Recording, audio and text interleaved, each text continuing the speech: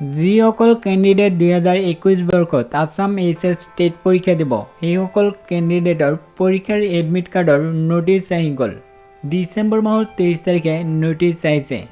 Candidate কেতিয়াৰ পৰা admit card download কৰিব পাৰিব, কেনেকৈ এডমিট কাৰ্ড ডাউনলোড কৰিব, এই ভিডিঅ'ত কম সময়ৰ ভিতৰতে ইম্পৰ্টেণ্ট পইণ্টখিনি জনাই দিয়া হ'ব। ভিডিঅ'টো স্কিপ নকৰিব। ইয়াতে চাই লওক, ইম্পৰ্টেণ্ট কথা উল্লেখ কৰিছে।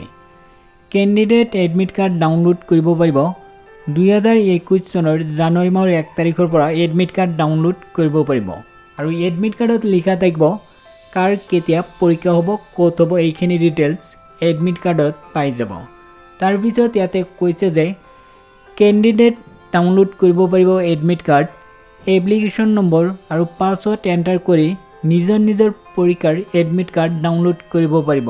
টেট পৰীক্ষাৰ এডমিট কাৰ্ড আপুনি যিটো মোবাইলতে এই ভিডিঅ' চাইছে সেই মোবাইলতে ডাউনলোড কৰিব পাৰিব এডমিট কাৰ্ড। দুটা ৱেবছাইটৰ পৰা এডমিট কাৰ্ড ডাউনলোড কৰিব পাৰিব।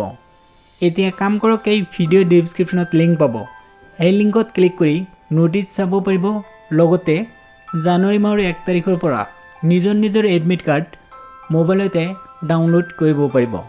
ভিডিঅ' ডেছক্ৰিপশ্যনত লিংক দিছোঁ, এতিয়াই চেক কৰক।